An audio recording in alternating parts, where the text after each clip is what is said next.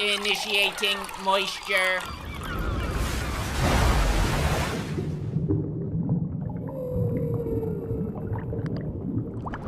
Welcome to the Moist Meter. Today we're taking a look at Bo Burnham's new special, Inside. This is an extremely impressive piece. It's all done by Bo Burnham himself. The filming, the editing, the music, all of it soloed by Bo. Fucking incredible stuff. It's often been said that Bo Burnham has the strength of 10 full-grown men, but with this special he's proved he also has the talent of 10 fully trained producers. When I first heard what this special was about in a nutshell, where it's just Bo Burnham in his room alone with a camera, I expected it to look like a video I'd make where I just sit here fucking limp dick in hand talking to a webcam like a $5 production, but that's not at all what you get with Inside. This looks like an entire full-blown production, lights, camera, and crew, but it's not. It's Bo. He uses extremely clever shots, it's framed beautifully, and it's really rapid too during the songs. There's always a lot going on with him changing backgrounds on the fly using pedals, or just having a lot of different lights going on at different times. He makes so much happen with so little. And it really does look like a full studio is behind the production, so it's extremely impressive what he's able to capture here. It's not just like boring static shots of him sitting in a room. There are some shots where it's him in a room, but it's usually there to just deliver the idea that you are watching a miserable guy. That's kind of like the theme of this. You are watching one guy who's not happy live his life and then occasionally try and make you laugh, even though he himself doesn't seem to be very happy. It's pretty sad. I know some people call it a deranged masterpiece. I think that's going a bit far. There's nothing really deranged about it. It's an extremely normal guy going through hardship, and you watch it as a spectator, and sometimes you point and laugh at it because he wants you to, and he's good at making you do that. I wouldn't say it's necessarily a great comedy. There's no moments during this where I just busted a gut laughing, just like fucking Santa Claus belly laughing at it, slapping my knee.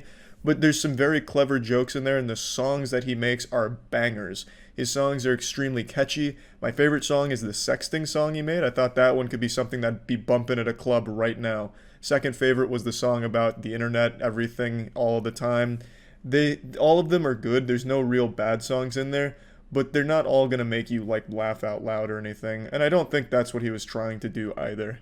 I feel like a lot of people are going to resonate with the character being Bo in this case, and see a lot of their own personal experiences reflected in this special. He immediately comes out of the gate, raw, no rubber, telling you straight up it's going to be all over the place, and it is. There's really nothing that connects one scene to another scene here. It's just a lot of different things all put together, and it really is just like a look at one guy's unhappy experience being inside so much. And I feel like a lot of people will relate to a lot of what they see and hear from him, especially when it comes to just like the general gist of making goofy songs while alone. Like I do that shit all the time, and sometimes I even write down the lyrics. Like I've had this down here for like a year.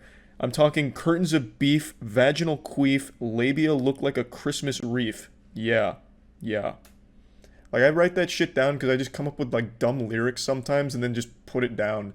And I feel like a lot of people do that. The name of that song was Ass and Titties or some shit. I don't remember what I was calling it. But yeah, I just feel like a lot of people will see this and be like, oh yeah, I get that. But I also feel like a lot of people will watch it and completely miss the point or just not be super interested in it. Because like I said, it is all over the place. There's not like a story to be told here where you follow a hero's journey to slay a dragon and fuck a girl in the ass or something. Like it's just a very matter-of-fact look at a guy who's very upfront with how unhappy he is throughout the entirety of it. I also think he's extremely honest when he says, I'm doing this because the work keeps me distracted. I really believe that's 100% what this project was. He wanted to kind of go back into comedy, but then the quarantine hits and he just drowns himself in the work being this special. He wanted to do this and he kept himself focused on it. So he really put everything into this production and he did it for a full year. And when it was nearing the end, he got very sad because then he wouldn't have the work to focus on and he really needed the distraction. Like, I really think it's a pretty genuine look at Bo Burnham and probably a pretty important look for a lot of other people that might be feeling similar things. It's just really well done, it's impressive, it's honest, and it's really well put together, especially as a one-man production.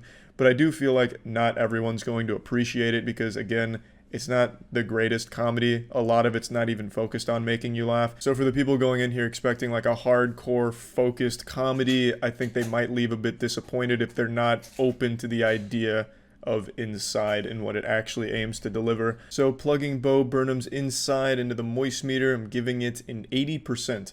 I think it's an extremely impressive piece that is not going to be for everybody. I enjoyed it, and I thought pretty much all the songs were actual fucking fire, just straight boner jams, but I don't think everyone's going to feel the same way about it.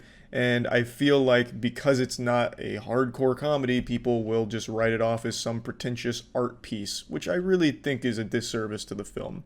I don't think it really gets into pretentious territory or anything. I think it's just an honest, genuine look at Bo Burnham alone, writing jokes, writing songs, and just getting through quarantine. And I enjoyed it. I thought it was good. So yeah, that's really about it.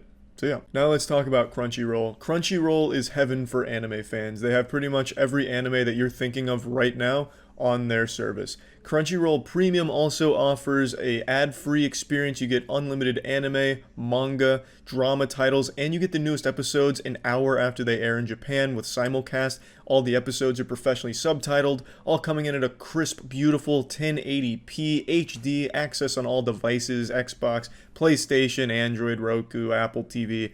Also, I'd recommend Attack on Titan, especially if you're pretty new to anime or just looking to find something to jump into. Attack on Titan, I think, is just an incredible show that you should watch on Crunchyroll when you get the chance to. It's where I watch all of my anime for the most part. It just has pretty much any show I can think of. There's also different tiers of membership to choose from on Crunchyroll. They're all going to give you an ad-free experience, of course, but then something like Megafan also allows you to do offline viewing as well as being able to stream it on up to 4 devices at a time. So there's different levels that you can choose from. So if you want to try Crunchyroll, you can get Crunchyroll ad-free for 14 days by signing up at crunchyroll.com/penguinz0 or just clicking the link in the description below. That's 14 days ad-free of Crunchyroll by clicking the link down below or going to crunchyroll.com/penguinz0. That's it. So yeah.